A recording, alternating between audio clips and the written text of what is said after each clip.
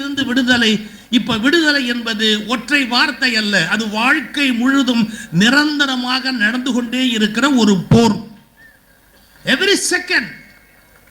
சில பேருக்கு மனைவியிடமிருந்து விடுதலையே பெரிய கஷ்டம், நண்பனிடமிருந்து விடுதலைங்கிறது பெரிய கஷ்டம், தன்னுடைய முதலாளிகிட்டே இருந்து விடுதலைங்கிறது பெரிய கஷ்டம்.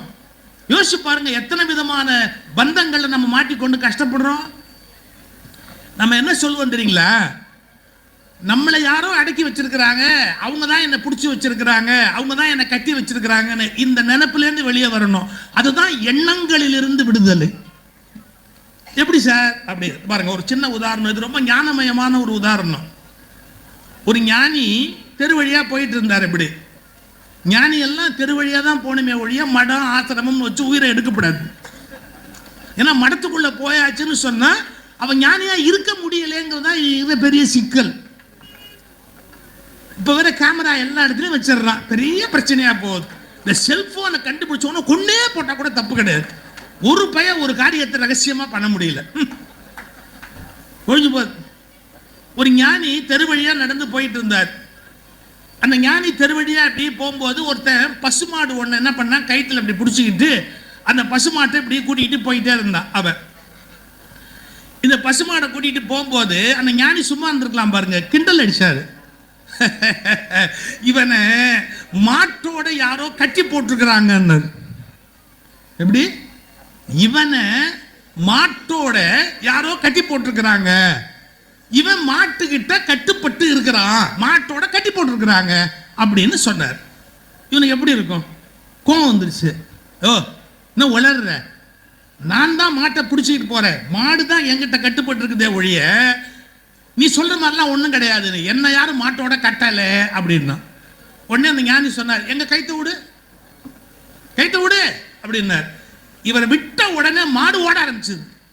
இவன் துரத்திக்கிட்டே ஓடணும். ஐயோ ஐயோ மாடு ஓடுதுன்னா, பத்தியா, அதோட உன்னை கட்டி போட்டதால தான் அது பின்னாடி உன்னை இழுத்துக்கிட்டே போகுது. இப்போ உன்னை கட்டி போடலைன்னா நீ இங்க நின்றுப்பியன்னு. இது ரொம்ப ஆழமான விஷயம். பசுவை கயிற்றால் கட்டுகிறீர்கள், ஆனால் பசு உங்களை உங்கள் ஆசையால் கட்டி விடுகிறது. இது என்னோடது, நான் இதை விட முடியாது அப்படிங்கிற எண்ணத்தினால அது நிஜமாவே உங்களை கட்டிடுது. கட்டப்பட்ட கயிற்றை அவிழ்த்து விடலாம், ஆனால் மனதில் ஏற்பட்டு விட்ட ஆசையை ஒருபோதும் உங்களால் அழிக்க முடியாது. இப்ப யோசிச்சு பாருங்க, எது வலிமையான கட்டு? அதனால்தான் லலிதா சகஸ்ரநாமம்னு ஒரு நூல் இருக்கு. அம்பிகையை சொல்வது வடமொழியில ஒரு வார்த்தை வரும், பந்த மோச்சினி அப்படின்னு ஒரு வார்த்தை இருக்குது. பந்த மோச்சனின்னா கட்டுக்களில் இருந்து விடுவிப்பவள் அப்படின்னு பொருள். மனிதர்கள் ஏதோ ஒரு வகையில கட்டப்பட்டு இருப்பார்கள். அப்படி கட்டப்பட்டு இருக்கிற வரையில அது விடுதலையாக இருக்க முடியாது. இப்ப ஒரு நான் சில சம்பவங்கள் சொன்னாதான் எளிமையா புரிஞ்சுக்க முடியும்.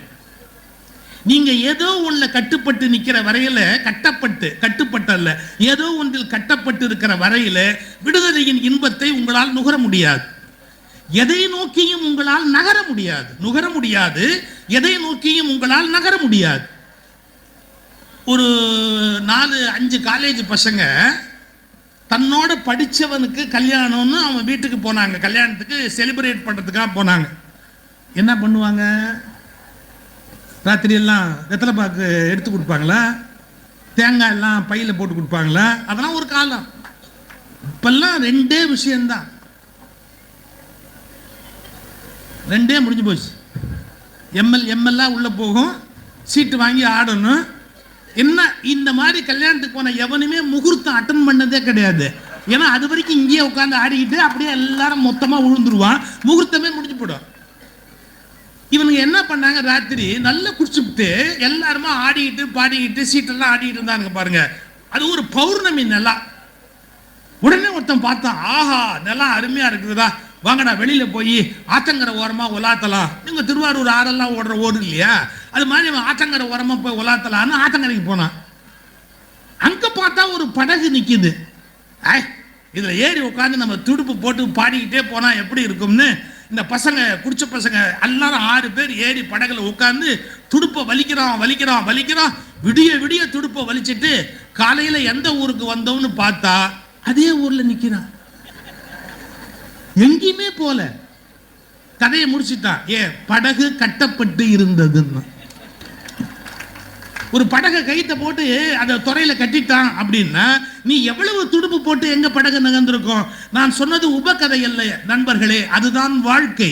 பல பேர் ஏதோ ஒன்றில் தன்னை பந்தப்படுத்தி கட்டி கொண்டு விட்டதால் வாழ்க்கை முழுவதும் அவர்களால் முன்னேற முடிவதே இல்லை. ஏதோ உள்ள கட்டிடுவாங்க தன்னை கொண்டு போய், அது எதுவோ வேணாலும் இருக்கலாம். அது குடும்ப பற்றா இருக்கலாம், இல்ல சமய பற்றா கூட இருக்கலாம், இல்லாட்டி வேற ஏதோ ஒரு தவறான ஒரு பழக்க வழக்கமா இருக்கலாம். ஏதோ ஒன்றில் தங்களை கட்டிவிட்டவர்கள் அதிலிருந்து விடுதலையாகவே முடியாது. அதனால் வாழ்க்கையில் முன்னேறவே முடியாது. ஒரு உண்மையான ஒரு ஞானத்தை பெற்ற ஒருவன் மட்டும்தான் தன்னுடைய அக விடுதலையையும் புற விடுதலையையும் அனுபவிக்க முடியும். விடுதலை ரெண்டு இருக்கு, அக விடுதலை, புற விடுதலை. சொல்ற போது மட்டும் வீர ஆவேசமா ஆலாம் விடுதலை, பிரமாதமான விடுதலை, அதை நோக்கி போவேன், எனக்கு ஒருபோதும் அடிமையாக இருக்க மாட்டேன். பொய் பொய் பொய் பொய் பொய் பொய். ஏதோ உனக்கு அடிமையா இல்லாதவன் எவனுமே இல்லை. இந்த கிளியை வளர்த்து பழக்கப்பட்டவங்களுக்கு தெரியும். கிளியை நீங்க கூண்டுல போட்டு முதல் கொஞ்ச நாள் அதை பறக்காம இருக்கிறதுக்கு ஒரு காரியம் பண்ணணும். நான் அதை சொல்லி கொடுத்துட்டு போறேன்னு தப்பா நினைக்காதீங்க, படிச்சது தான். ரெக்கையை வெட்டி விட்டுருவாங்க. அது பறந்து போகக்கூடாது அப்படிங்கிறதுக்காக ரெக்கையை வெட்டி விட்டுருவாங்க, இறக வெட்டிடுவாங்க. அது தத்தக்கான வீட்டுக்குள்ளேயே நடந்துகிட்டு இருக்கும், இங்கேயே இருக்கும், பறக்க முடியாது. ஏன்னா ரெக்கை இல்லை, அதனால பறக்க முடியாது. ஆனா ஒரு ஆச்சரியம் சொல்லட்டுமா, 6 மாசம் கழிச்சு ரெக்கை வந்ததுக்கு அப்புறம் அது பறக்காது. ஏன்னா பறக்க முடியாதுங்கிற தாட் வந்துருச்சு, அதுக்கு தெளிவா வந்துருச்சு. இறகுகள் வளர்ந்த பிறகும் நம்மால் பறக்க முடியாது என்ற எண்ணத்திலிருந்து அந்த கிளியால் விடுதலை அடைய முடிவதில்லை. மீண்டும் சொல்லுகிறேன், சுதந்திரம் வந்த பிறகும் கூட பலரால் இந்தியாவிலேயே வாழ முடியும் என்ற எண்ணம் இன்னும் வரவில்லை என்றால் அந்த கிளிக்கும் உங்களுக்கும் என்ன வித்தியாசம் இருக்கிறது? ஏன் எண்ணத்தால நம்ம அடிமை ஆயிட்டோம். அவன் இல்லைன்னா நம்ம வாழ்க்கை போயிடும், அவனுடைய ஆதரவு இல்லைன்னா நம்முடைய வாழ்க்கை போயிடும். அதை அத்தனையும் தாண்டி நிற்கணும். ஒரு கிளி கத்துச்சு, எனக்கு சுதந்திரம் வேண்டும், கூண்டுக்குள்ள உட்காந்து எனக்கு சுதந்திரம் வேண்டும், விடுதலை வேண்டும், எல்லாம் கிளி கத்துச்சு. ஒரு பெரிய மனுஷன் பார்த்தான், என்னடா அந்த கிளியோட ஒரே பேசும், கிளி நல்லா பேசும், என்னடா இப்படி கத்துது அப்படின்ட்டு கூட்டத்தை திறந்தான். வா சனினே, வா வா, இந்தா வெளியில தானே போனோம், போ அப்படி. அது வெளியில வந்தது, இப்படி வந்தது, இப்படி வந்தது, இப்படிலாம் பார்த்துட்டு எனக்கு விடுதலை வேண்டும் வந்துருச்சு, மறுபடியும் உள்ள போயிடுச்சு. அவனை பரிதாபமா பார்த்தது, கதவை சாத்து. இதுக்கு கூண்டோட கதவை சாத்து. தப்பா நினைக்காதீங்க, நம்மில் பலரும் அந்த மாதிரி ஒரு பயத்தில் இருக்கிறோம். எவ்வளவு பேர் வந்து நம்மை விழிப்படைய செய்தாலும் மீண்டும் இருளுக்குள் புகுந்து கொண்டு ஒரு பயத்தில் வாழத்தான் நமக்கு தெரியுமே ஒழிய, எல்லாவற்றிலே இருந்தும் பயத்தை விடுதலை செய்துவிட்டு சுதந்திரமாக வாழக்கூடிய உண்மையான விடுதலை இன்னும் மனித வர்க்கம் பெறவில்லை. எதிர்காலம் பற்றிய பயம், ஃபியர். ஓஷோ எழுதுறாரு புத்தகத்தில், என்னன்னா என்டையர் ஹியூமன் சொசைட்டியை ஆட்டி படைப்பது எது அப்படின்னா ஃபியர், பயம். நாளைக்கு என்ன ஆகுமோ, எதிர்காலம் என்ன ஆகுமோ. சார் நம்ம ஊர்ல 108 வயசான கூட சொல்றான் எதிர்காலம் என்ன ஆகுமோன்றான். என்ன ஆகணும், என்ன ஆகணும்? கடந்த காலமே சரியில்லை, எதிர்காலம் என்ன ஆகுமோன்னு கவலையா இருக்குது அப்படின்னா கொஞ்சம் யோசிச்சு பாருங்க. எந்நேரமும் ஒரு ஃபியர்லயே எப்படி வாழ்க்கையை நடத்த முடியும்? ஃபியர்லெஸ், அச்சமற்ற ஒரு வாழ்க்கை. அதுதான் உண்மையான மன விடுதலை. மனம் விடுதலையாகி இருக்கிறது என்பதற்கு அதுதான் ஒரு அடையாளமா இருக்க முடியும். இப்ப இன்னும் கொஞ்சம் மேல போலாம். சுதந்திரம் என்பதை அனுபவிக்க வேண்டும் என்று நினைப்பவருக்கு ஒன்று சொல்லிக் கொள்கிறேன். இந்த உலகத்தின் அமைப்பே நீங்கள் பூரணமான விடுதலைக்கு செல்ல விடாதபடி பல தடைகளை விதித்திருக்கிறது. தி என்டையர் சொசைட்டி இருக்குல்ல, அது மட்டும் இல்ல, சிஸ்டம். பாருங்க, ஹசரத் அலி அப்படின்றவர் நபிகளுடைய ஒரு அருமையான தொண்டர். அவர்கிட்ட போய் ஒருத்தன் கேட்டான், பூரண சுதந்திரம் என்பது சாத்தியமானு கேட்டான். அவர் பதில் சொன்னாரு, சுதந்திரத்தை நீ பயன்படுத்த முடியும், சுதந்திரமாய் சில முடிவுகள் எடுக்க முடியும், ஆனால் பூரண சுதந்திரம் சாத்தியம் என்று எனக்கு தோன்றவில்லை. ஏன் என் லைஃப் நான் முடிவு பண்ண முடியாதா, பூரணமா சுதந்திரமா இருக்க முடியாதா அப்படின்னு டக்குன்னு அவன்கிட்ட கேட்டாரு. அவன் நின்றுகிட்டு இருந்தான், காலை தூக்கு காலை தூக்கு அப்படின்னாரு. உடனே வலது காலை அப்படி தூக்கிட்டான். தூக்கின உடனே வலது காலை தூக்கிட்டான். சொன்னாரு, இடது காலை தூக்கு. எங்க வலது காலை தூக்குனதுக்கு அப்புறம் இடது காலையே தூக்குறதுக்கு நான் என்ன இழிச்சுவேன்? வலது காலை தூக்குனா தூக்கிடலாம். நான் காலை தூக்குன்னு தான் சொன்னாரு. வலது காலை தூக்குனதுக்கு அப்புறம் இப்ப இடது காலை தூக்கினா முடியாது. சொன்னாரு, காலை தூக்கு என்று நான் சொன்னபோது உனக்கு சுதந்திரம் இருந்தது, அது எந்த கால் என்று நீ முடிவு செய்து கொண்டாய். ஆனால் வலது காலை உயர்த்திய பிறகு இடது காலை உயர்த்த முடியாது என்று பந்தப்பட்டு விட்டாய். ஒரு ரெஸ்ட்ரிக்ஷன் வந்துருது. எல்லா சுதந்திரங்களும் ஒரு விதமான கட்டுப்பாட்டை நம் மீது திணிக்கின்றன. நீங்க எப்பெல்லாம் சுதந்திரத்தை எக்ஸசைஸ் பண்றீங்களோ, உங்களுடைய விடுதலை உணர்வை பயன்படுத்துறீங்களோ, உடனடியாக அது ஒரு கட்டுப்பாட்டை வந்து நம்ம மேல திணிச்சிடும். நீங்க இந்த ஸ்கூல்ல போய் ஜாயின் பண்ணிட்டீங்க அப்படின்னு முடிவு பண்ணிட்டீங்கன்னா யூனிஃபார்ம் அதான். நீங்க இந்த ஸ்கூல்ல போய் ஜாயின் பண்ணிட்டீங்க அப்படின்னா அது தமிழ் மீடியம் தான். நீங்க இந்த ஸ்கூல்ல போய் ஜாயின் பண்ணிட்டீங்க அப்படின்னா பிரேயருக்கு கண்டிப்பா போயாகணும். ஸோ நீங்க என்ன முடிவு பண்ணிட்டாலும் ஃபர்ஸ்ட் வேணா ப்ரையாரிட்டி உங்களுக்கு இருக்கு. நான் சூஸ் பண்ற வரைக்கும் இருக்கு. Once I apply my free will, என்னுடைய சுதந்திர எண்ணத்தை ஒரு முறை நான் பயன்படுத்தி விட்டால் அதனாலேயே நான் அடிமையாகி விடுகிறேன். இந்த புரிதல் வந்துருச்சுன்னு வச்சுங்க, எல்லாத்திலிருந்து எப்படி விடுதலை ஆகிறது, பூரணமான விடுதலை என்பது எப்படி சாத்தியம் என்பதை பற்றி நாம் யோசிக்க தொடங்குவோம். ஆனா இது ஒரு இயல்பு சார், உயிரின் இயல்பு சார். மகாபாரத கதையில ஒரு அருமையான காட்சி வரும். பாஞ்சாலியை வந்து 5 பேரும் சூதுல வச்சு தோத்து அடிமையானதுக்கு அப்புறம் அவ சபதம் பண்ணுவா, கோபத்தில் சபதம் பண்ணுவா. இந்த பீமனோட, இந்த துரியோதனுடைய ரத்தம், துச்சாதனுடைய ஆக்கை ரத்தம் எல்லாத்தையும் பூசிதான் நறுங்குழல் முடிப்பேன் அப்படின்னு ரொம்ப கோபத்தில் சபதம் பண்ணுவா திரௌபதி. அது நேரம் வரைக்கும் ஏதோ விளையாட்டு மாதிரி இருந்து பேசாம இருந்த விருதராஷ்டிரம் சொன்னா, துரியோதன அப்ப விருதராஷ்டிரம் சொன்னா, ஐயோ நான் என்னமோ சூது விளையாடுறீங்கன்னு கொஞ்சம் நேரம் சும்மா இருந்துட்டேன், ஆனால் அது இவ்வளோ விபரீதமா போகும்னு எனக்கு தெரியாது. அம்மா அம்மா கோச்சுக்காத கோச்சுக்காத கோச்சுக்காத, வா வா, நீ என்ன கேட்குறியோ வரங்கள் நான் தர்றேன், நீ உனக்கு எவ்வளவு வரம் வேணாலும் கேளுமா, தயவு செய்து வரத்தை கேட்டுக்கா, நீ சௌக்கியமா அந்த இடத்த விட்டு போ அப்படின்னா. அவ உடனே ஒரு வரம் கேட்டா. என்ன கேட்டா தெரியுங்களா? இவர்கள் 5 பேரும் அடிமைகள் இல்லை என்று விடுதலை செய். 4 பேர், இவர்கள் 4 பேர். தருமனுக்கு தனி இடம் கொடுத்தா, ஏன்னா முதல்ல வச்சு ஆடினவன். தருமன் அடிமை இல்லை என்று விடுதலை செய். இந்த 4 பேரும் அடிமை இல்லை என்று விடுதலை செய். 2 வரம் கேட்டா. தந்தேன் தந்தேன் தந்தேன். அதோடு சொன்னா போதும், மற்றதெல்லாம் நாங்க பார்த்துக்குவோம். ஏம்மா, தருமன் அடிமை இல்லைன்னு விடுதலை வாங்கிட்ட, 4 பேரும் அடிமை இல்லைன்னு விடுதலை வாங்கிட்டு, நீ அடிமை இல்லைன்ற வரம் என்ன கேட்டா கொடுக்க மாட்டேனா? நான் அடிமை இல்லைன்னு சொல்லி நீ வரம் கேளுமா, கொடுக்கறேன்னா. அவ ஒரு பதில் சொன்னா பாருங்க, என்னை யாராவது அடிமையாக ஆக்கி இருந்தால் தானே நான் விடுதலையே கேட்க வேண்டும். என்னை அடிமையாக்குற தகுதி எவனுக்கும் இல்லை. அவன் சொன்ன வார்த்தை, என்னை அடிமையாக்குற தகுதி எவனுக்கும் இல்லை, இன்க்ளூடிங் மை ஹஸ்பண்ட். முதல்ல பெண்ணியத்துல ரெவல்யூஷனை பேசினவா அவ. என்ன வச்சு ஆடுறதுக்கு அவர் ரைட் இல்லை, ஏன்னா I am not is property. நான் என்ன உடைமையா? என்ன வச்சு ஆடுறதுக்கு அவருக்கு ரைட்ஸ் இருக்கா? நான் என்ன உடைமையா? நான் உயிர் பொருள். அப்ப என்னை பற்றிய முடிவுகளை நான் எடுக்கலாம். அவர் என்ன எடுக்கிறது? என்னை பற்றி சூதாட்டில் வச்சு பணம் ஆடுறதுக்கு நான் அடிமையே இல்லாத போது விடுதலை வேண்டும் என்று ஏன் கேட்க வேண்டும்? மற்றவற்றை நாங்கள் பார்த்துக் கொள்வோம் சொல்லிட்டு அந்த இடத்தை விட்டு போனா. இங்க கவனிக்க வேண்டிய விஷயம் என்ன தெரியுங்களா? உங்களை பற்றிய பிறரது அபிப்பிராயங்கள் உங்களை அடிமைப்படுத்துவதில்லை. உங்களை பற்றிய உங்களுடைய அபிப்பிராயங்கள் தான் உங்களை அடிமைகளாக வைத்திருக்கின்றன. சார், என்ன ஒருத்தர் அடிமைப்படுத்தணும்னு நினைச்சா நான் ஏன்டா உனக்கு அடிமையா இருக்கணும்னு கேட்கணுமா இல்லையா? என்ன ஒருத்தர் அவமானப்படுத்தினா நீ யாரா என்ன அவமானப்படுத்துறதுக்கு கேட்கணுமா இல்லையா? ஆமாங்கோ என்ன அடிமைப்படுத்தலாம் நியாயங்கோன்னு கை கட்டிட்டு நின்னா எவன் காப்பாத்துறது? அப்போ விடுதலை என்பது, நல்ல கவனிங்க, விடுதலை என்பது பிறர் கொடுத்து பெறுவதல்ல, நாம எடுத்துக்கொள்வது. ஐ டிக்ளேர், ஐ டிசைட், நான் அறிவிக்கிறேன், நான் விடுதலையானவர். இந்த உணர்வு மனசுல இருக்கணும். இன்னொருத்த விடுதலை ஏதாவது சொல்றான், ஆகஸ்ட் 15 இங்கிலீஷ்கார விடுதலை கொடுத்தா, ஆமா 3 வடைக்கு 4 வடை இலவசம்னு கொடுத்தாங்க. அவன் யாரு கொடுக்கறதுக்கு? நான் விடுதலையானவன் என்பதை நான் அறிவிக்கிறேன். இது பல பேருக்கு புரியல சார். எதுவா இருந்தாலும் இன்னொருத்தர் கொடுக்கணும். இவங்களுக்கு பட்டமா இருந்தாலும் இன்னொருத்தர் கொண்டாந்து கொடுக்கணும்.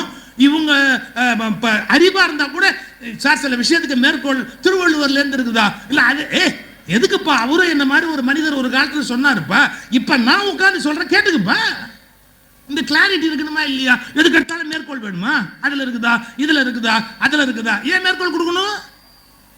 ஒரு விஷயம் சரியா தவறா என்பதை அந்த விஷயமே நிரூபிக்காதா? எல்லாத்துக்கும் ஒரு மேற்கோள் வேணுமா? ஏதாவது ஒரு நூல்ல இருந்து, மத நூல்ல இருந்து மேற்கோள் காமிச்சா அது உண்மை பொய்ன்னு சொல்லணுமா? தன் பலத்தில் நிற்கக்கூடிய ஆற்றல் சத்தியத்துக்கு உண்டு. தன் பலத்தில் நிற்கக்கூடிய ஆற்றல் உண்மைக்கு உண்டு. நீ என்ன இதுக்கு எந்த மேற்கோள் நான் காட்ட வேண்டிய அவசியம் இல்லை. இது தப்புனா தப்புதான். இந்த உணர்வு நமக்கு வரும். எனக்கு என்ன வருத்தம்னு கேட்டா, இந்த மக்களுடைய மனசுல அடிமைத்தனம்ங்கிறது போச்சா அப்படின்னா, பாரதி பாடினா 2 வரி கொண்டே போட்டான் பாரதி. என்று தனியும் எங்கள் சுதந்திர தாகம். தாகமா இருக்கு, தண்ணி குடிக்கணும்னு ஒரு பரபரப்பு இருக்காதா? என்று தனியும் எங்கள் சுதந்திர தாகம். அடுத்த வார்த்தை, என்று மடியும் எங்கள் அடிமையின் மோகம். அடிமையா இருக்கிறதுக்கு ஆசைப்படுறான் சார் இது. என்று மடியும் எங்கள் அடிமையின் மோகம். நான் ஒருத்தனுக்கு கீழே போய் நிக்கணும், அடிமையா நிக்கணும் அப்படிங்கறத நான் மோகிக்கலாமா? நான் விரும்பலாமா? நானே அதை ஆசையா நினைக்கலாமா? அவருக்கு எப்படியாவது நான் அடிமையா இருந்தா எனக்கு சந்தோஷம்னு நினைக்கலாமா? ஒரு சுதந்திரமான உணர்வுக்கு வர வேணாமா? சில பேர் சொல்றான், எதுவாக இருந்தாலும் நான் ஜோசியரை கேட்காம செய்ய மாட்டேன், எதுவாக இருந்தாலும் எங்க சாமியாரை கேட்காம செய்ய மாட்டேன். உன்னை ஒரு பையன் காப்பாற்ற முடியாதுடா, உன்னை ஒரு பையன் காப்பாற்ற முடியாது. உனக்கு அறிவில்லை, சொந்த அறிவில்லை, அனுபவம் இல்லை, உன் குடும்பத்தில் மூத்தவங்க இல்லை, யோசிக்க தெரிய வேண்டாமா? படிக்க தெரிய வேண்டாமா? எதுவாக இருந்தாலும் ஜோசியர் சொல்லணும், என் குலகுரு சொல்லணும், என் சாமியார் சொல்லணும். எதுக்குடா சொல்லணும்? அவங்க நீ அறிவுடைய மனிதன் தானே, யோசிக்கலாம்ல. அவங்க கேட்காம நான் ஒன்னும் செய்ய மாட்டேன், உன்னை காப்பாத்துறது கஷ்டம். இந்த உணர்வு வரணும். நான் பெரியவங்களை மதிக்காதீங்கன்னு சொல்லல, ஆனா பெரியவங்கன்னு சொல்லி மேல ஏறி காதை கடிக்காதீங்கன்ற, முதுகுல ஏறி தலையை குட்டாதீங்கன்ற, வளர விடாதபடி இன்செப்ட் பண்ணாதீங்க. அது யாரா இருந்தாலும் சரி. எனக்கு என்ன வருத்தம் தெரியுங்களா? திருவள்ளுவர் அவ்வளவு தெளிவா எழுதினார். டேய், எவன் பெரிய மனுஷன் சொன்னாலும் நீ ஒரு தடவை டெஸ்ட் பண்ணு, ஆசிட் டெஸ்ட் பண்ணு. என்ன? எப்பொருள் யார் யார் வாய் கேட்பினும் அப்பொருள் மெய்ப்பொருள் காண்பது அறிவு. யார் யார் எவன் பெரிய ஆளா இருந்தாலும் சரிதான், அவன் சரியா சொல்றானா இல்லையான்னு பாரு. இன்னொருத்தன் உன்னை விட நான் பெரிய ஆளு அப்படின்னு சொன்ன, எப்படி பெரிய ஆளு? என்ன உனக்கு மட்டும் 2 கொம்பு கூட முளைச்சிருக்குதா? நான் உனக்கு அடிமையா இருக்கணுமா? உன்னை ஏத்துக்கணுமா? எதுக்கு ஏத்துக்கணும்? நான் உனக்கு ஈக்குவல். ஒரு அழகான பொன்மொழி நான் படிச்சது, நான் உன்னை விட உயர்ந்தவன் என்று பொருள் அல்ல, உன்னை போலவே வித்தியாசமானவன் அதனால் சமமானவன். உன்னை போலவே வித்தியாசமானவன் அதனால் சமமானவன். சார், ஒரு காலேஜில் பிசிக்ஸ் லெக்சரர் இருக்காரு, இன்னொருத்தர் ஜுவாலஜி லெக்சரர் இருக்காரு, இன்னொருத்தர் தமிழ் லெக்சரர் இருக்காரு. நல்ல கவனிங்க, இவர் எடுக்கிற சப்ஜெக்ட் இவர் எடுக்கல, இவர் தமிழ் எடுக்கிறாரு, இவர் ஜுவாலஜி எடுக்கிறாரு, ஒரு பிசிக்ஸ் எடுக்கிறாரு. ஆனா எல்லாருமே பேராசிரியர் தான். அவங்களுக்கு சம்பளம், ப்ராவிடன்ட் ஃபண்ட், கிராஜுவிட்டி கொடுக்க வேண்டியது ஈக்குவலா தான் இருக்கணும். ட்ரீட்மெண்ட் எல்லாமே ஈக்குவலா இருக்கணும். உன்னை போல வித்தியாசமானவன் அதனாலேயே சமமானவன். இன்னைக்கு என்ன நினைக்கிறான்? தமிழ்ல பேசினவன் முட்டாள், சமஸ்கிருதத்துல பேசினவன் ஒஸ்திங்கிறானே. என்ன அர்த்தத்துல பேசுற? எப்படி தமிழை விட சமஸ்கிருதம் ஒஸ்தி? எனக்கு பதில் சொல்லு. தமிழை விட சமஸ்கிருதம் என்ன ஒஸ்தி? பதில் சொல்லு. அதெல்லாம் ரொம்ப வருஷமா வருது. நிறுத்து. அநியாயம் ரொம்ப வருஷமா வருது, அக்கிரமம் ரொம்ப வருஷமா வருது. எனக்கு நியாயம் வேணும். அது என்ன தமிழை விட சமஸ்கிருதம் ஒஸ்தி நீ சொல்றது? சார், இந்த மனுஷனுக்கு இருக்கிற பயத்தை பார்த்தா எனக்கு அவ்வளவு கோபம் வருது. ஏன் பயப்படணும்? அது என்னோடது கோயில், அது என்னோடது. அப்ப எனக்கு இல்லாத ரைட்ஸ் யாருக்கு இருக்குது? யாரோ ஒருத்தர் தலைமையில் தூக்கி வச்சு நான் ஏன் தாழ்ந்து போனோம்? இந்த தெளிவு, தைரியம், துணிவு இன்னைக்கு மக்கள்கிட்ட அப்படி ஒரு பயம் அப்படியே அப்பிட்டு இருக்குது. வெளியே வாங்க. இந்த உலகத்துல யாரோ ஒருத்தர் சொல்லிட்டாங்க அப்படிங்கிறதுக்காக அதுலயே நாம ஸ்டிக் ஆன் பண்ணி வாழ வேண்டிய கட்டாயம் கிடையாது. சார், என்னை பத்தி எல்லாருக்குமே தெரியும், யாருக்கு நான் பயந்த ஆள் கிடையாது. தமிழ்நாட்டில் ஒரு மரபு இருக்குது. தமிழ்நாட்டில் என்ன மரபு இருக்குது? எதையாவது தொடங்குறதா இருந்தால் தமிழ்த்தாய் வாழ்த்து முதல்ல போடுவோம், நிறைவடைகிற போது தேசிய கீதம் போடுவோம். நாங்கள் 75 வருஷமா செய்யறத நீ ஒத்தாள் வந்து மாத்துன்னு சொன்னா மாத்துவோமா? நீ யாரு? நீ நீ யாரு?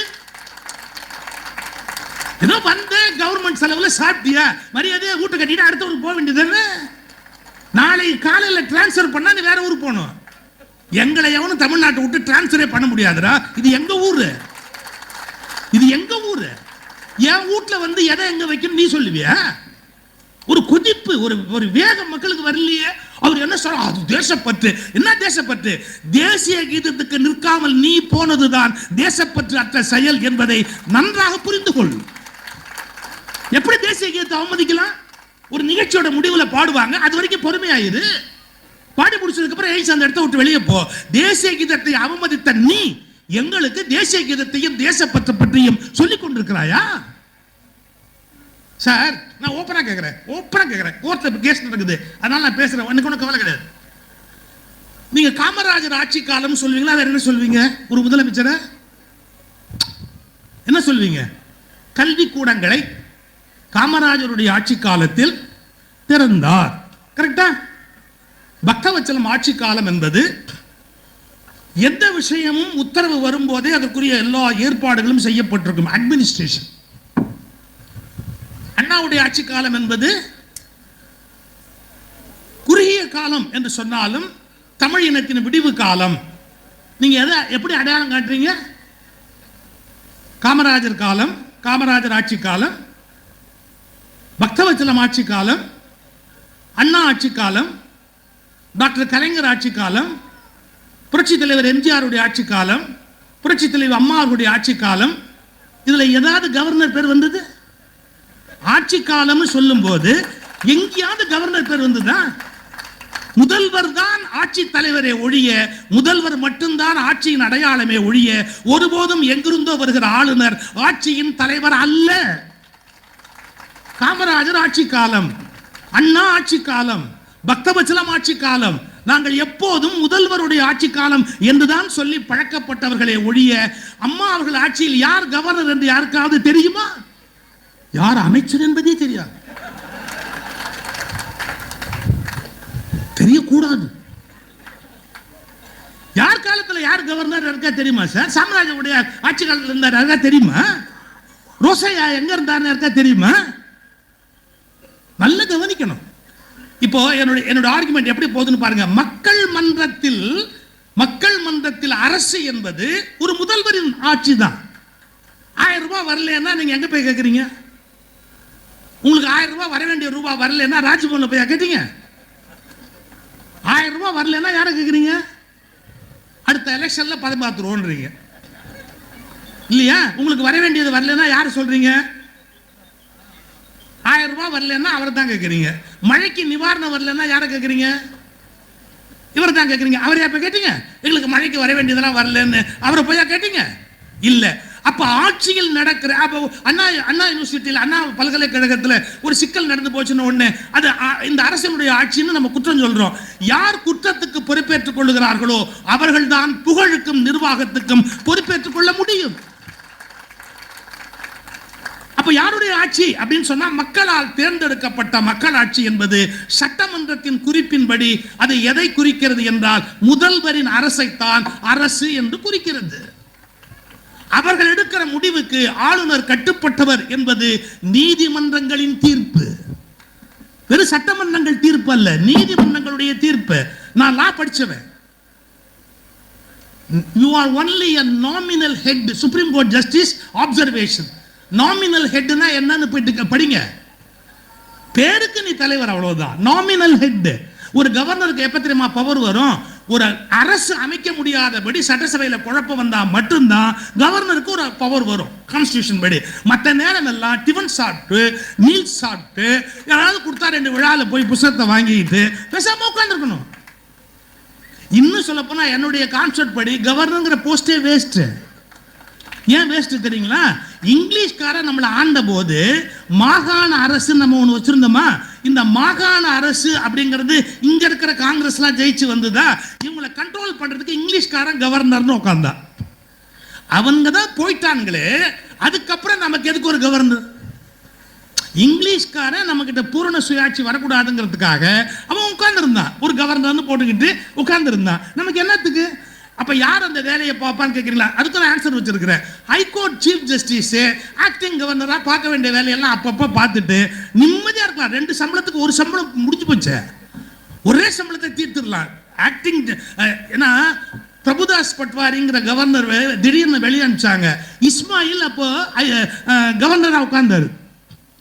ஒரு 4 days 5 days கான்ஸ்டிடியூஷன் தெளிவா சொல்லுது, ஹைகோர்ட் சீஃப் ஜஸ்டிஸுக்கு கவர்னர் ரேங்க் கொடுத்துருக்காங்க. போதுமே, அவரே எல்லாத்தையும் தான் பார்த்துட்டு போலாமே. அவருக்கு என்ன ஒரு ஃபைல் பார்க்கறதுக்கு எவ்வளவு நேரம் போகுது சார்? நமக்கு கிளாரிட்டி இல்லை சார். ஒரு 40 வருஷம் 80 வருஷத்துக்கு முன்னாடி எவனாவது சொல்லி தொலைச்சா அதையே பிடிச்சிக்கிட்டு தொங்குனா திங்க் பண்ணுங்க, நல்ல போல்டா திங்க் பண்ணுங்க சார். நான் வந்து ரிலிஜனுக்கோ ட்ரெடிஷனுக்கோ அகைன்ஸ்ட் இல்லை. ஆனால் நான் உனக்கு கேட்குறேன், ஆன்டிபயாட்டிக் மருந்து பற்றி இங்கே தெரிஞ்சவங்க எவ்வளோ பேர்? ஒரு ஆன்டி பாக்டீரியல் ஆன்டிபயாட்டிக் இதுலெல்லாம் மருந்து வந்திருக்குது இல்லை?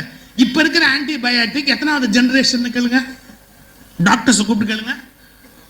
ஒன்றும் இல்லை, முன்னெல்லாம் நீங்கள் வயிற்றில் வந்து அசிடிட்டி வருதுன்னு சொன்னால் ரானிடைடு இன்னொரு மாத்திரை போடுவான், அப்புறமா பேண்டாசிட்னு ஒரு டேப்லெட் போட்டான். இப்போ சாம்ப்ராஸ் அப்படின்னு ஒரு மாத்திரை போடுறான். நீங்கள் டாக்டர்கிட்ட போய் கேளுங்க, இது 3rd ஜெனரேஷன் அப்படிம்பார். என்ன அர்த்தம் தெரியுங்களா? ஒவ்வொரு ரிசர்ச் பண்ணி ஒரு ஜெனரேஷனை விடுத்து அடுத்த ஜெனரேஷனை இம்ப்ரூவ் பண்ணுவாங்க மருந்துல. அதனுடைய சைடு எஃபெக்ட்ஸ் இல்லாம, அதனுடைய துன்பங்கள் வருத்தங்கள் இல்லாம, அதிலிருந்து நம்மளை மீட்டு கொண்டு வருவதற்கான அந்த வழிமுறைகளை அவர்கள் ஏற்படுத்துவார்கள். ஸோ ஒரு ஆன்டிபயோட்டிக் அப்படின்னு சொன்னா அது எத்தனாவது ஜெனரேஷன் அப்படிங்கிற ஒரு கேள்வி இருக்கு. இப்ப இன்னொரு கோணத்தில் யோசிப்போம். நம்முடைய உணவு அப்படின்னு சொல்றோம் பார்த்தீங்களா? நம்முடைய 10,000 வருஷத்துக்கு முன்னாடி வாழ்ந்த மக்கள், 10,000 ஆண்டுகளுக்கு முன்பு வாழ்ந்த மக்கள் என்ன சாப்பிட்டாங்க? 10,000 வருஷத்துக்கு முன்னாடி வாழ்ந்தவங்க பச்சை மாம்சம் சாப்பிட்டாங்க. பச்சை மாம்சம் தான் சாப்பிட தெரியும் அவங்களுக்கு. காட்டு மிராண்டியா மக்கள் வாழ்ந்தாங்க, பச்சை மாம்சம் தான் சாப்பிட தெரியும். எதேச்சியா தீன்னு ஒன்று வந்தது, மாமிசம் சுடப்பட்டது, சுட்டதுக்கு அப்புறம் வெந்து திங்கலாங்கிற கான்செப்ட் பிறகு தெரிஞ்சது. நெருப்பை உண்டு பண்ணி அதை வேக வச்சு சாப்பிடலாங்கிற கான்செப்ட் அடுத்தாப்புல தெரிய வந்தது. கீழே விளைஞ்ச கிழங்கு எடுத்து சாப்பிட்டாங்க, மரத்துல பழுத்த பழத்தை எடுத்து சாப்பிட்டாங்க, முளைச்சு கிடந்த தானியங்களை எடுத்து சாப்பிட்டாங்க. நம்ம முன்னோர்களுக்கு ஒன்று தெரியாது, என்ன இதை விதை போட்டு நாமளே விளைய வைக்கலாம், அரிசி கோதுமைன்னு பண்ணலான்னு தெரியாது. அப்புறமா அதை கண்டுபிடிச்சாங்க பாருங்க, அது 3rd ஜெனரேஷன். கிடைச்சதை தின்னுகிட்டு இருந்ததுலேருந்து என்ன வேணுமோ அதை விதையா போட்டு அதை எடுத்து சாப்பிட்றது அப்படிங்கிற அந்த ஒரு சிவிலைஸ்டு இம்ப்ரூவ்மெண்ட் எப்படி ஏற்பட்டதுன்னா that is called 3rd generation. இப்போ எப்படி சாப்பிட்றான்? அதை எந்தெல்லாமோ பண்ணி சாப்பிட்றான். அது சிவப்பு கலர் ஆக்குறான், பச்சை கலர் ஆக்குறான், வேக வச்சுட்டு தாளிக்கிறான், தாளிச்சிட்டு வேக வைக்கிறான். நான் அன்னைக்கு கூட ஒருத்தருக்கு என்கிட்ட கோபமாக கேட்டார், அதேங்க அந்த கடையிலெல்லாம் போனால் தூக்கி போட்டு சாப்பாட்டை பிடிக்கிறான். நான் சொன்னேன், முன்னெல்லாம் புடைச்சிட்டு அப்புறமா வந்து குக்கரில் வைப்பாங்கப்பா, இப்போ வேக வச்சுட்டு அப்புறமா புடைக்கிறாங்கப்பா, ஏதோ ஒன்று மாற்றி பண்ணால் பரவாயில்ல, அதோட விட்டுடு அப்படின்னு. 4th ஜெனரேஷன் தெரியுமா உங்களுக்கு? இப்போ ஃபுட்டில் என்ன வந்திருக்குதுன்னு கேட்டால் that is called 4th generation. இப்போ போய் பச்சை மாம்சம் சாப்பிடு நான் சொன்னா சரியா இருக்குமா? பேதி போவோம், உங்களால் சாப்பிட முடியாது. நம்ம குடலே மாறிடுச்சு. எவ்ரி 2000 இயர்ஸ் நம்ம குடல் மாறிடும். அதனால அதை ஏற்றுக்கவே முடியாது, அக்செப்டே பண்ணாது அது. இப்போ என்னுடைய கேள்வி, சிவிலைசேஷன் என்பது இம்ப்ரூவ்மெண்ட், எவல்யூஷன். கிராஜுவலாக அது மேல் நோக்கி போகும், முன்னோக்கி போகுமே ஒழிய பின்னோக்கி போகாது. அதே மாதிரி மருந்துல anti fungal, anti bacterial, anti virus இதெல்லாமே எப்படின்னு கேட்டீங்கன்னா ஒரு ஜெனரேஷன், 2 ஜெனரேஷன், 3 ஜெனரேஷன் இம்ப்ரூவ் பண்ணிக்கிட்டே போவாங்க டாக்டர்ஸ் ரிசர்ச்ல. நான் எங்க வரேன் புரிஞ்சுச்சா? ஒரு காலத்துல நம்முடைய முன்னோர்கள் தொல்குடி மக்களா வாழ்ந்தாங்க. பழங்குடி மக்கள், தொல்குடி மக்கள். இப்பெல்லாம் கொஞ்சம் வேற இடத்துல குடிக்கிறாங்க, அப்பெல்லாம் வேற மாதிரி குடிப்பாங்க. தொல்குடி மக்கள், பழங்குடி. நம்ம வந்து ஒரு 10,000 வருஷத்துக்கு முன்னாடி தொல்குடி மக்கள் தான், ட்ரைப் தான் நம்ம எல்லாருமே. இப்ப நாம ட்ரைபா வர்ற போது சில வகையான பழக்க வழக்கம் வச்சிருப்போம். இப்போ நீங்க ஊட்டிக்கு போங்க, நடுவில் ஒரே ஒரு கம்பை ஊனி இப்படி கூரையை போட்டிருப்பாங்க. யாராவது அப்படி வீடு கட்டுவோமா? இப்போ நம்ம எப்படி வீடு கட்டுறோம்? எவ்வளோ அட்வான்ஸ் டெக்னாலஜியோட வீடு கட்டுறோம்? மாறிட்டோம். நம்ம அப்போ போட்டிருந்த மாதிரி ட்ரெஸ்ஸிங் இப்போ போடுறோமா? எவ்வளோ மாறிட்டோம். நம்ம அப்போ வச்சிருந்த மாதிரி வண்டி இப்போ வச்சிருக்கிறோமா? மாறிட்டோம். அப்போ சாப்பிட்ட மாதிரி இப்போ சாப்பிட்றோமா? நிறைய மாறிட்டோம். மருந்து அன்னைய மருந்து வச்சிருக்கிறோமா? மாறிட்டோம். அது மாதிரி அந்த காலத்தில் தொல்குடி மக்களுக்கு அவைலபிள் ஒரே ஆன்டி பாக்டீரியல் மாதிரி ஆன்டி ஃபங்கல் ஆன்டி பாக்டீரியல் அவைலபிளாக இருந்தது பசுவினுடைய மூத்திரம் மட்டும்தான். அன்றைய காலகட்டத்தில் உங்களுக்கு இன்னைக்கு இப்போ நீங்கள் போங்க கூகுளில் போய் யூடியூப் போங்க, யூடியூப்ல போய் ஓப்பன் பண்ணுங்க ஆப்பிரிக்கன் ட்ரைப்ஸ் யூசிங் கவுஸ் யூரின் அப்படின்னு போடுங்க. உங்களை விட அட்வான்ஸ் குளிப்பான், அதில் குளிப்பான். நீங்க நம்புனா நம்புங்க, சாணத்தை வச்சு பல்லு விளக்குவான். எப்படி? சாணத்தை வச்சு பல்லு விளக்குவான். நான் தப்புனே சொல்ல மாட்டேன். தொல்குடி மக்களுடைய பாரம்பரியமா கிடைச்ச ஆன்டி பாக்டீரியலா அவங்களுக்கு கிடைச்சது அது மட்டும்தான் அப்போ. அதனால என்ன பண்ணுவான்? பசுமூத்திரத்தில் குளிப்பான், பசுமூத்திரத்தை முகத்துல எல்லாம் பூசிக்குவான், சாணத்தை எடுத்து பல்லு விளக்குவான். அதுக்கப்புறம் தலையெல்லாம் வந்து அதிலேயே குளிச்சுட்டு, அதை விட ரொம்ப முக்கியம், சாணத்தை எரிச்சு சாம்பலாக்கி உடம்பு முழுக்க பூசிக்குவான். ஏன்னு யாராவது யோசிச்சிங்களா? ஏன்னு யாராவது யோசிச்சிங்களா? அவன் காட்டில் இருக்கிறான், காட்டில் கொசு கடிக்கும். உடம்புல கொசு கடிக்காம இருக்கணும்னா உடம்புல எதாவது ஒன்று பூசணும்.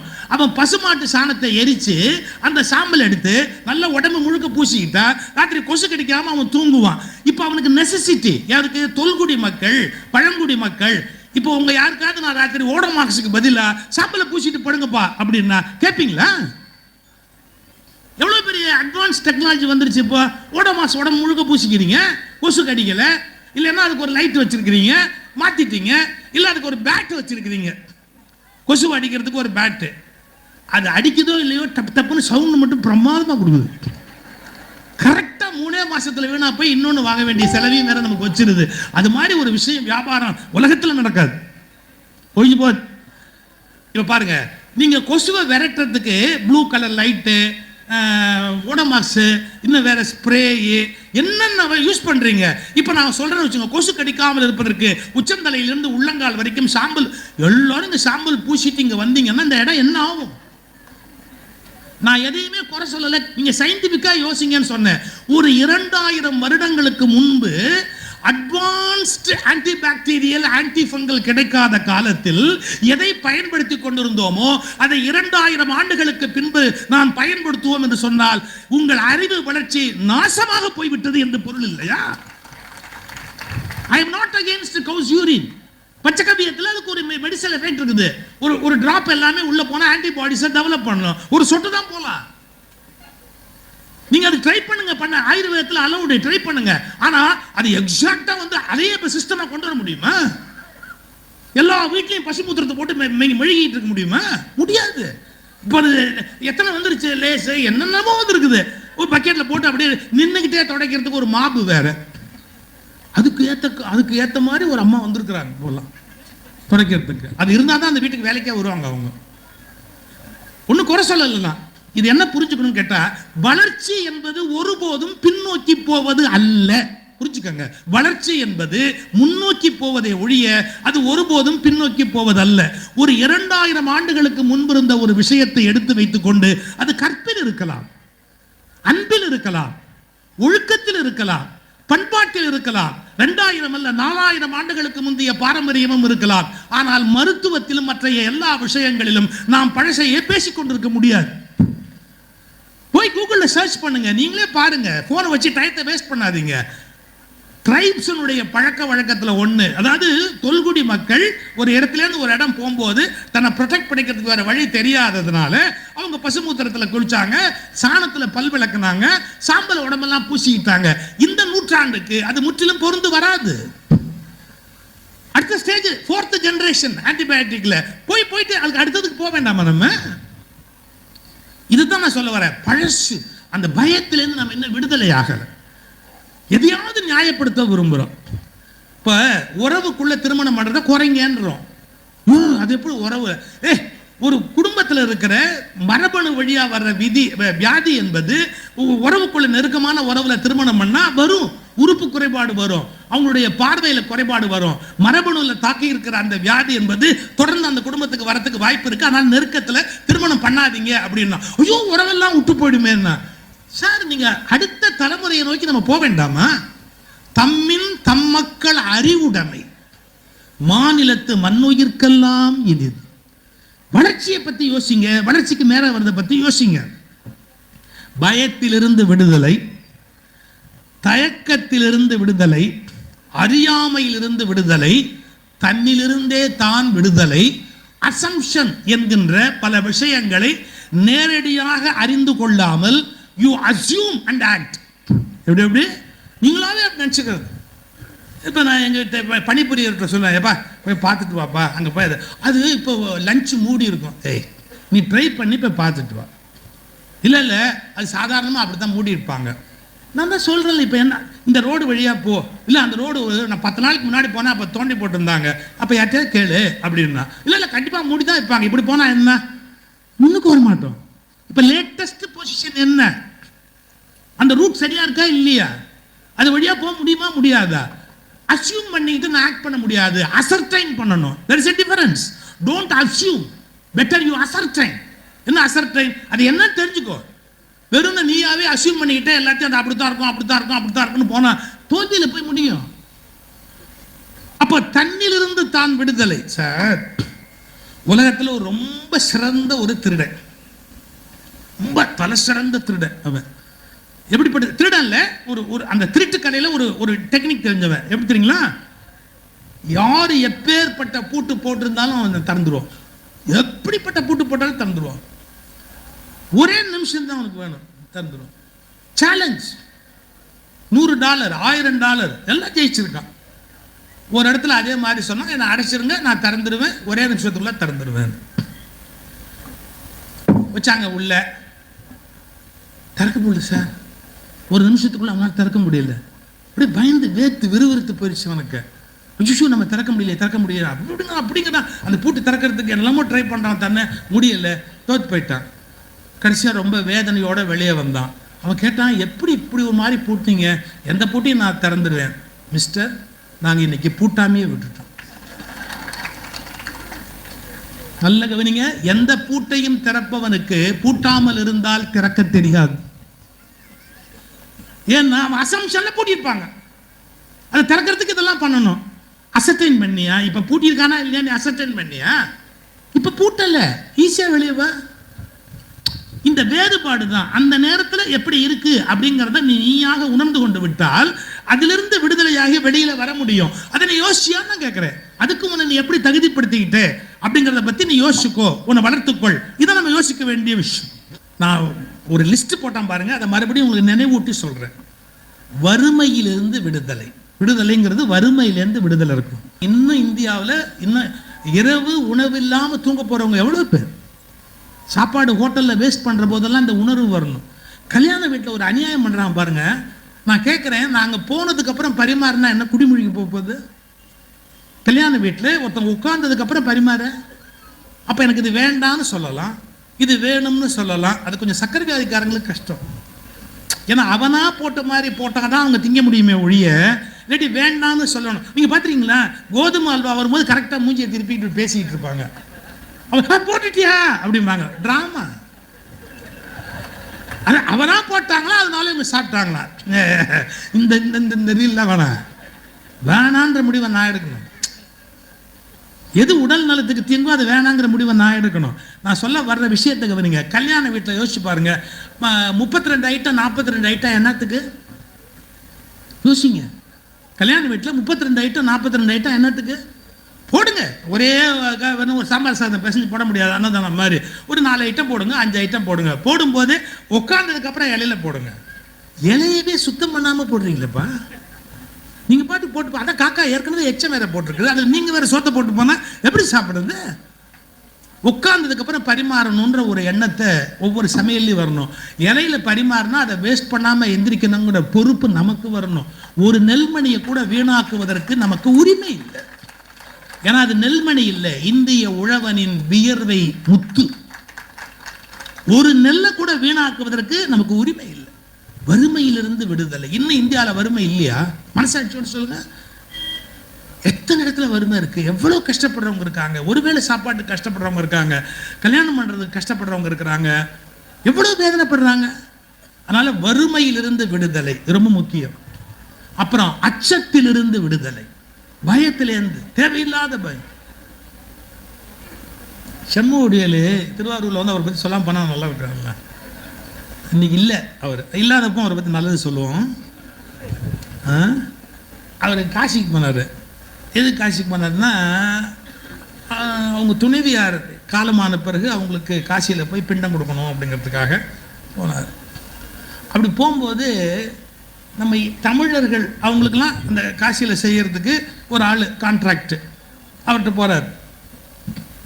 ஒரு பண்டா காசியில் இருக்கிற ஒருத்தர் எல்லாத்துக்கும் அதை காரியம் செஞ்சு வைக்கிறார்.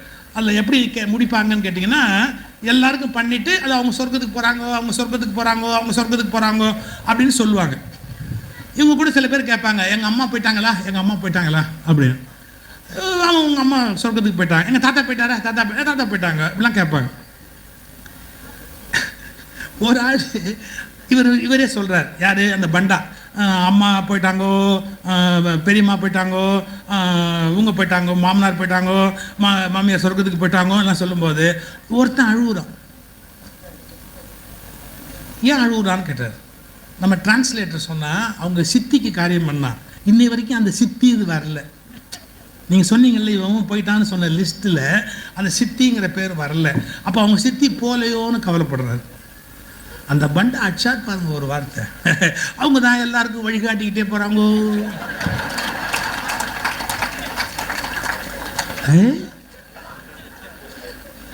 என்ன சார், சில பேர் வீட்டு பாட்டி எல்லாம் சொர்க்கத்துக்கு போகவே போகாது. அது பண்ணின பாவத்துக்கு, சில பேர் பண்ண பாவத்துக்கு அவன் ஜென்மத்துக்கு போக மாட்டான் சார். இவன் சொர்க்கத்துக்குள்ளே போயிட்டா கடவுள் வெளியே ஓடியாந்துருவாரு. நம்மால் பாருங்க, வாழ்நாள் முழுக்க பாவம் பண்றான், அப்புறம் செத்ததுக்கு அப்புறம் மேலே எப்படி அனுப்புறதுன்னு பத்தி யோசிக்கிறான். நான் அந்த மரபை கூட விமர்சிக்கல, அது ஏதோ நம்பிக்கை அவங்க பண்ணிட்டு போட்டோம். ஒருவேளை இப்படி பண்ணிட்டா இல்லாம போயிடுமோ, அப்படி பண்ணிட்டா இல்லாம போயிடுமோ, பயத்தை நிறுத்துங்க, பயத்தை நிறுத்துங்க. அவ்வளவுதான் என்னுடைய ஒரே ஒரு வார்த்தை. கடவுள் நமக்கு இப்படி பண்ணுவா, சின்ன வயசுல கண்ணை குத்துவான்னு சொல்லி கொடுத்தான், சாவர வரைக்கும் அதே பயத்தோடு இருக்கிறதா? We are not close to God. கடவுளுக்கு நம்ம நெருக்கம் இல்லையா? எங்க அம்மா எனக்கு வாழ்க்கையை கெடுப்பாங்களா? எங்க அப்பா என்னுடைய வாழ்க்கையை கெடுப்பாரா? கடவுள் எனக்கு தாயும் தந்தையுமா இருக்கும்போது என் வாழ்க்கையை கெடுக்கிறது கடவுளுடைய வேலையா? நான் தப்பே பண்ணாலும் எங்க அம்மா மன்னிக்க மாட்டாளா? நான் தவறே பண்ணாலும் எங்க அப்பா என்ன மன்னிக்க மாட்டாரா? அதுக்காக தவறு பண்ணணும்னு அர்த்தம் இல்லை. பயந்து சாகக்கூடாது. எங்க அப்பாவுக்கு எங்க அம்மாவுக்கு நான் பயப்பட முடியாது, அது மாதிரி கடவுளுக்கு நான் பயப்பட முடியாது. அந்த க்ளோஸ்னஸ் டெவலப் பண்ணும். பயத்திலிருந்து விடுதலை, என்ன சொன்ன, வறுமையிலிருந்து விடுதலை, அச்சத்திலிருந்து விடுதலை, அறியாமையிலிருந்து விடுதலை, நேற்றிலிருந்து விடுதலை. நேற்றைக்கு ஒன்று நடந்திருக்கும், அதை அசியூம் பண்ணிக்கிட்டு அதே மாதிரி பேசுவோம். நான் அடிக்கடி சொல்ற வார்த்தை, நேற்று மோசமாக இருந்த ஒருவன் இன்றைக்கு ஞானியாக மாறி இருக்கக்கூடும். நேற்று ஞானியாக இருந்த ஒருவன் இன்றைக்கு அயோக்கியனாக மாறி இருக்கக்கூடும். இது கொஞ்சம் புரிஞ்சுக்கிறது கஷ்டம். ஒரு எக்ஸாம்பிள் சொல்லி முடிச்சிடுறேன். விவேகானந்தர்ட்ட ஒரு பெரிய மனுஷனை கொண்டாந்து அறிமுகப்படுத்துறாங்க. இவர் பெரிய ஞானி அப்படின்னு ஒருத்தர் அறிமுகப்படுத்துறாங்க. பெரிய செயின்ட், இவர் பெரிய ஞானின்னு. விவேகானந்தர் ரிப்ளை என்ன தெரியுமா? எ பாஸ்ட் சின்னர்னர், இவன் நேத்தைய பாவியினர். எப்ப இவர் பெரிய ஞானி அப்படிங்கிறதுக்காக என்ன சொல்றான்? பெரிய ஞானின்னு சொன்ன உடனே எ பாஸ்ட் சின்னர் அப்படின்னு. இன்னொருத்தர் சொன்னாங்க, இவன் ரொம்ப அயோக்கியன், திட்டு பய, இல்லாத வேலையெல்லாம் செய்யறான். விவேகானந்தர் ரிப்ளை என்ன தெரியுமா? எ பொட்டன்ஷியல் செயின்ட்னர். எ பொட்டன்ஷியல் செயின்ட், இவன் ஞானியா வர்றதுக்கு சான்ஸ் இருக்குதுன்னு. ஏன்? நம்ம தவறு பண்ணிட்டோம் அப்படின்னா தவறு நினைக்க நினைக்க நினைக்க அதை வருந்துவோம், வெளியே வருவோம். திருநீலகண்டர், அருணகிரிநாதர் எடுத்து படிச்சு பாருங்க. தான் பண்ண தப்பை நினைக்கிறாங்க, ஞானியா மாறிடுறாங்க. அதனால யாரெல்லாம் தப்பு பண்ண நினைக்கிறீங்களோ சீக்கிரமா பண்ணுங்க, அப்பதான் ஞானியாக முடியுமே ஒழிய ரொம்ப இன்ஸ்டால்மெண்ட்ல பண்ணிட்டு இருந்தீங்கன்னா ஞானி எல்லாம் ஆக முடியாது. இதுக்கிட்டு எல்லா பாவத்தையும் பண்ணுங்க, விட்டு ஓடியாந்துருங்க. புரியுதா? இதை என்னால் முடிஞ்ச அளவுக்கு திருவாரூருக்கு சொல்லிக் கொடுக்க வேண்டிய விஷயத்த சொல்லிக் கொடுத்துட்டு போறேன். நான் விளையாட்டுக்கு சொல்லலை. என்னன்னா, எது எக்ஸசிவா போகும்போது ஒரு ப்ரெஷர் உண்டாகும் பாருங்க. சி, நான் மனுஷனா நடந்துக்கிட்டேனே, சி நான் ஒரு மனுஷனா, அந்த அந்த குற்ற உணர்வு மெல்ல மெல்ல உங்களுக்கு மேலே வரும். நான் ஒரு வார்த்தை சொல்ல விட்டுட்டேன். குற்றத்திலிருந்து விடுதலை என்பது வேறு, குற்ற உணர்வில் இருந்து விடுதலை என்பது வேறு. எவ்வளவு பெரிய டிஃபரன்ஸ் தெரியுங்களா? குற்றத்திலிருந்து விடுதலை நீதிமன்றம் பண்ணிடும். இவர் குற்றம் நிரூபிக்கப்படவில்லை அப்படின்னு சொல்லிடும். ஒரு அதை சொல்லி முடிச்சிடற நடந்ததை. என்னுடைய உறவினர் ஒருத்தர் ஆம்னி பஸ் நடத்தினார். இந்த ஆம்னி பஸ் அவர் நடத்தின போது அது நைட்டில் ஸ்பீடாக வரும் பாருங்க, ஒருத்தனை அடிச்சிச்சு, க்ளோஸ் ஆகிட்டான். ஆனால் நிற்காம பஸ்ஸை ஓட்டிக்கிட்டு வந்துட்டான் இவன் பாட்டுக்கு. பிறகு போலீஸ் கண்டுபிடிப்பாங்கல்ல, எல்லாம் கண்டுபிடிச்சா. எப்படி கண்டுபிடிச்சாங்கன்னா, அவருடைய டிராவல்ஸ் பிளாஸ்டிக்கில் போர்டு வச்சிருந்தது, அடிச்ச அடி ஆக்சிடென்ட்ல லேசாக உடஞ்சி கீழே விழுந்தது. அதை எடுத்து மெதுவாக அப்படியே ட்ரேஸ் பண்ணி எந்த டிராவல்ஸ்னு கண்டுபிடிச்சி பிடிச்சிட்டாங்க போலீஸில். நேராக வந்து அவரை பிடிச்சிட்டாங்க. கேஸ் நடந்தது. ஆனால் கேஸ் நடந்ததே ஒழிய அது ஒரு நடக்க வேண்டிய காலெல்லாம் நடந்து முடிஞ்சதுக்கப்புறம் இவருக்கு நல்ல வக்கீல் ஒருத்தன் கிடைச்சான், பிரமாதமான வக்கீல். சாட்சியை குறுக்கு விசாரணை பண்ணும்போது ஒரே ஒரு கேள்வி கேட்டான். அந்த பஸ்ஸு லெஃப்ட்லேருந்து ரைட்டு போச்சா, ரைட்டுலேருந்து லெஃப்ட் போச்சான்னா திணறிட்டான் சாட்சி.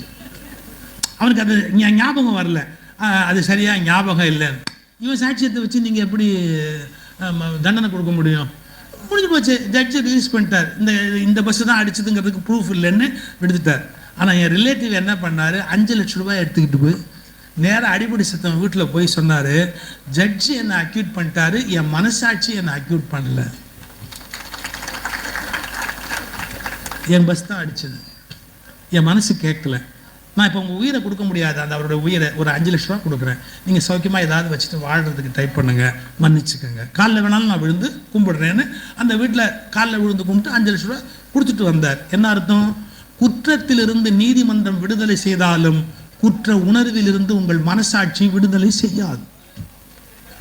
அக்யூட்டல் கோர்ட்டில் ப்ரொனவுன்ஸ் ஆகிடலாம், மனசாட்சி உன்னை பற்றி எனக்கு தெரியும்டா, அன்னைக்கு நடக்கலன்னு இன்னும் போய் சொல்றிய, எப்படி நமக்கு தெரியாதா? நமக்கு என்ன நடந்ததுங்கிறது நமக்கு தெரியாதா? குற்றத்திலிருந்து விடுதலையை நீதிமன்றம் கொடுக்கலாம், குற்ற உணர்விலிருந்து விடுதலையை யார் கொடுக்கறது? சார், அகலிக கதை படிச்சு பாருங்க. அகலிக கல்லா இருந்தா ராமன் கால் தூசிப்பட்டு எழுந்தது அப்படின்ன உடனே தாயே அணையவள்னு கம்பன் எழுதுறாரு. என்ன தெரியுங்களா? குற்றத்திலிருந்து விடுதலை பெற்றாலும் அகலிகை குற்ற உணர்விலிருந்து விடுதலை பெற முடியல. அதை ஏதோ ஒரு வகையில ரிலிஜன் கொடுக்க வேண்டியிருக்கு. ஒரு சொலாஸ், ஒரு ஆறுதல். சரி சரிப்பா, உன் பாவம் மன்னிக்கப்பட்டது, ஏதோ ஒரு சொல்லாஸ் கொடுத்தா தானே அதுலேருந்து மேலே வர முடியும். அப்படி வறுமையிலிருந்து விடுதலை, அச்சத்திலிருந்து விடுதலை, அறியாமையிலிருந்து விடுதலை, நேற்றிலிருந்து விடுதலை, தன்னிலிருந்து விடுதலை, சமூகம் என்ற புதைச்சேற்றிலிருந்து ஒரு விடுதலை. இப்படிப்பட்ட விடுதலை எல்லாம் பூரணமாக அமைஞ்சா மட்டும்தான் அது உண்மையான பூரணமான விடுதலையாக இருக்க முடியும். இதை தவிர அறகுறையா 1-2 நம்ம வாங்கிட்டு கொடியேற்றி ஸ்வீட் கொடுத்துட்டோம்னு சொன்னா அது ஒரு சடங்கா போயிடும். அதை தாண்டி விடுதலை என்பது இந்த பூரணத்துவம் உள்ளதாக முழுமையாக அமைய வேணும். புத்தர் சொல்றாரு, புத்தர்கிட்ட ஒருத்தன் போனா, அவர் ஒரு துண்டு அப்படி ஒரு துணி அப்படி கையில் வச்சுக்கிட்டு வர்றவங்க கிட்ட என்ன பண்ணாரு, இது பாருங்க, இப்படி ஒரு முடிச்சு போட்டாரு, திரும்பி இப்படி ஒரு முடிச்சு போட்டாரு, இப்படியெல்லாம் முடிச்சு போட்டாரு. எல்லாம் வேடிக்கை பார்த்துக்கிட்டே இருந்தான். என்ன பண்றாரு புத்தர்னு உங்களுக்கு தெரியவே இல்லை, இப்படி ஊத்து பார்த்துக்கிட்டே இருந்தான். இதுல கொஞ்சம் இந்த முடிச்சையெல்லாம் நம்ம நீக்கணும்னா என்ன பண்ணணும், இதுலேருந்து முடிச்சை நீக்கணும்னா நம்ம என்ன பண்ணணும், மறுபடியும் துணி ஒரிஜினல் பொசிஷனுக்கு வரணும், நம்ம என்ன பண்ணணும்? அப்போ சொன்னாங்க, முடிச்சை அவுக்கணும், அப்போ தான் எல்லாம் எடுத்துக்கிட்டே வந்தால் சரியா போகும். நல்ல கவனி, முதலில் போட்ட முடிச்சை அவிழ்க்க வேண்டுமா, கடைசியாக போட்ட முடிச்சை முதலில் அவிழ்க்க வேண்டுமா? முதல்ல போட்ட முடிச்சு தான் உள்ள போயிடுச்சு, அதுக்கு மேலே போட்டோம்ல, அதனால ரிவர்ஸ்ல தான் அவுக்கணும். கடைசி முடிச்சிலேருந்து அவுத்து கொண்டே வந்தாதான் முதல் முடிச்சை அவுக்க முடியும். அப்போ இந்த முடிச்சை நீங்கள் இதை அவிழ்த்து கொடுக்க முடியுமா அப்படின்னு எங்களுக்கு எப்படிங்க தெரியும்? நீங்களா போட்ட முடிச்சு நீங்கள் தான் அதை எடுத்துக்கிட்டு வெளியில் வர முடியும். இது நீங்கள் உண்டாக்குன முடிச்சு நீங்கள் எடுத்தாதான் முடியும். இதே தான் ஞானமும். அவனவன் அஞ்ஞானத்தால் முடிச்சு போட்டு விட்டு குரு வந்து இந்த முடிச்சை அவிழ்ப்பார் என்று காத்திருப்பது எத்தனை பெரிய முட்டாள்தனம். நீ போட்ட முடிச்ச நீ தான் அவுத்து வெளியே வரணுமே ஒழிய உனக்காக இன்னொருத்தர் வந்து அந்த முடிச்சிலேருந்து உன்னை எடுத்து காப்பாற்ற முடியாது. ஒவ்வொருவரும் தாமாக விடுதலை அடைந்தால்தான் உண்டே ஒழிய இன்னொருவர் தயவில் விடுதலை கிடைக்காது. நன்றி.